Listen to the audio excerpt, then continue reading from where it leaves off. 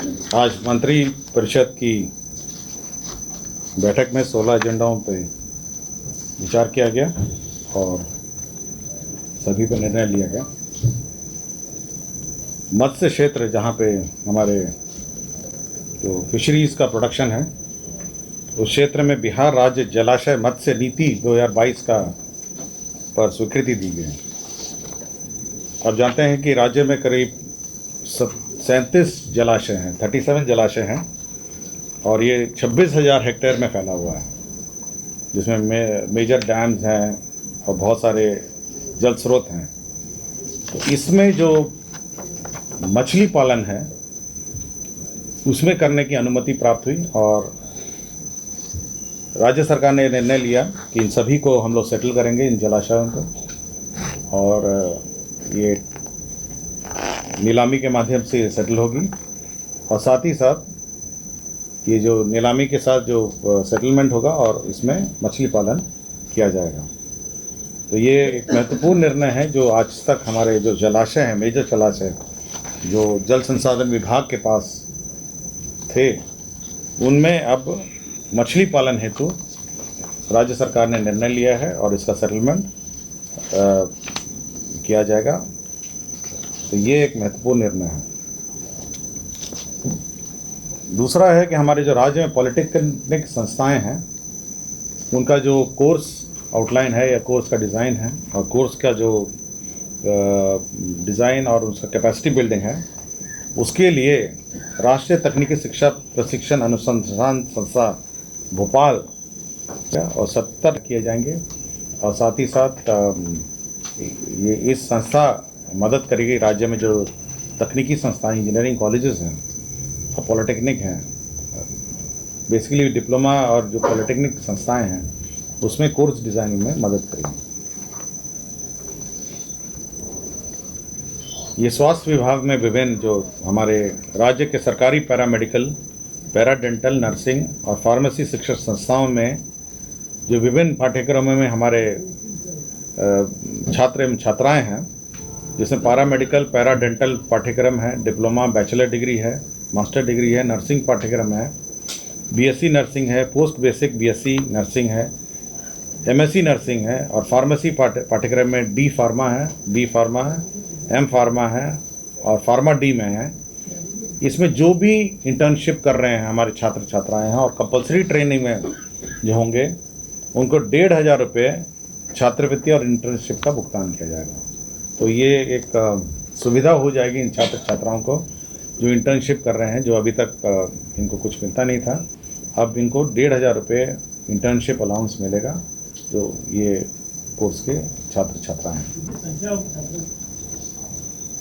इसमें संख्या मैं बता देता हूँ।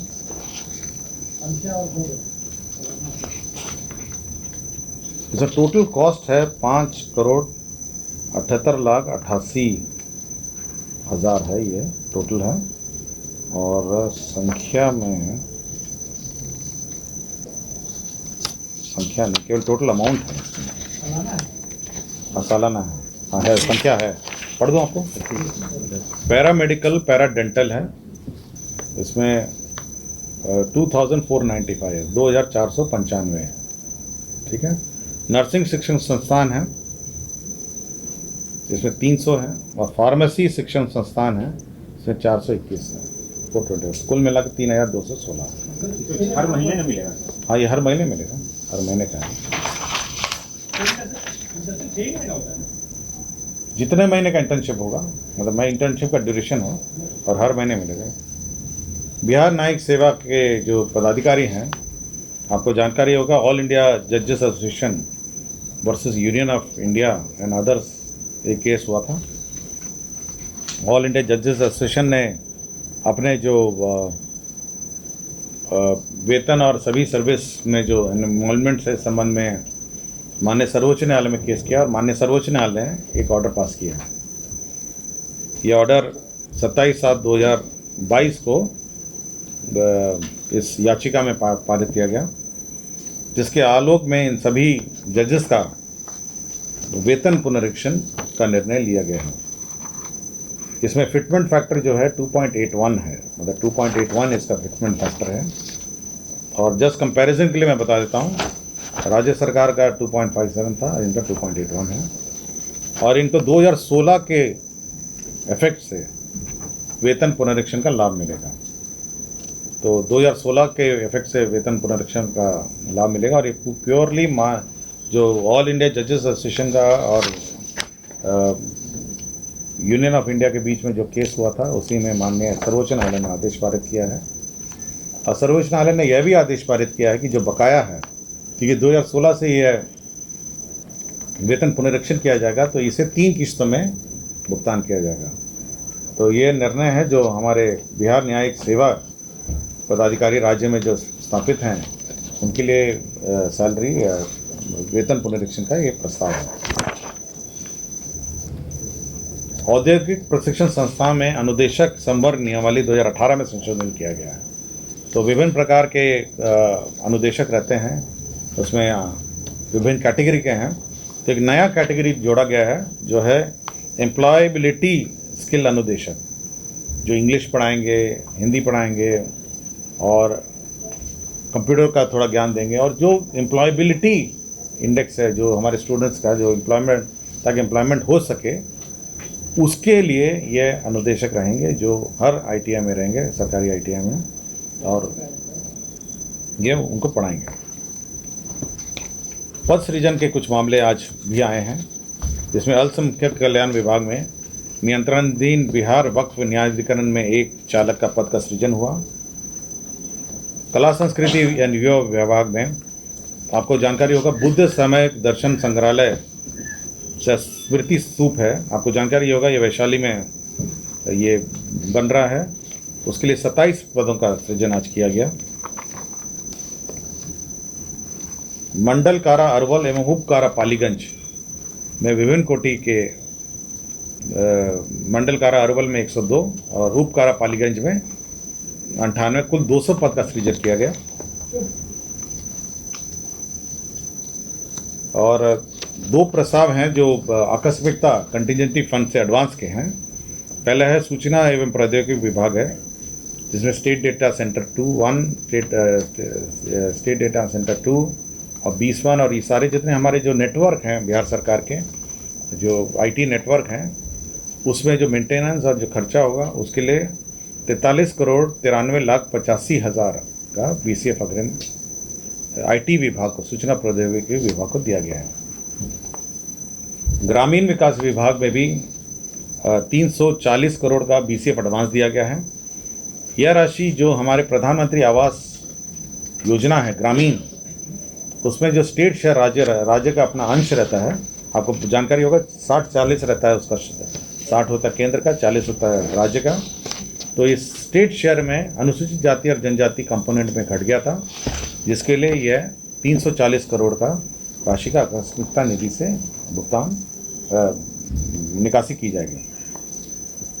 बिहार विधान मंडल, जो विधानसभा विधान परिषद के जो सदस्य हैं, उनको 2000 प्रति महीना यूनिट बिजली फ्री मिलती थी, मतलब उनको मिलती थी 2000 यूनिट बिजली का। मंत्री परिषद ने अब इसको कंसोलिडेट करके अब 30,000 यूनिट अब पूरे साल में कंसोलिडेटेड फ्री मिलेगा। तो अगर 2000 का अगर मल्टीप्लाई करते तो 24 होता है, लेकिन यह निर्णय लिया गया कि नहीं, 30,000 टोटल यूनिट की बिजली फ्री मिलेगी। तो 30,000 यूनिट कंसोलिडेटेड हमारे विधानसभा और विधानमंडल के जो हमारे विधायकगण हैं, उनको यह सुविधा मिलेगी। विधान परिषद सचिव जो हैं, कार्यकारी सचिव हैं श्री विनोद कुमार, उनको कार्यकाल 1/10/2022 से बढ़ाकर 1 वर्ष के लिए कर दिया गया है, जो विधान परिषद के सचिव हैं। जो हमारे चुनाव हो रहे हैं, हमारे नगर निकाय चुनाव हैं, तो उसमें जो EVM के बैटरीज़ हैं, भारत इलेक्ट्रॉनिक्स लिमिटेड को नॉमिनेशन में देने का निर्णय लिया। साथ ही साथ उसमें पेपर सील लगते हैं, पिंक पेपर है, ग्रीन पेपर है।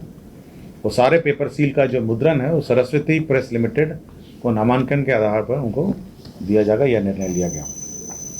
लाइव वेबकास्टिंग और EVM, आपको जानकारी होगा कि लाइव वेबकास्टिंग पिछले पंचायत चुनाव में भी हुई। तो लाइव वेबकास्टिंग और EVM में जो डिस्प्ले होता है, जो जब हम लोग गिनती करते हैं, जो काउंटिंग सेंटर में गिनती करते हैं, तो उस नंबर को पिक कर लेता है सॉफ्टवेयर और उसी आधार पर वो चेक होता है कि मतलब उसमें फिर ये नहीं हो कि डेटा एंट्री या एंट्री में गलती हो।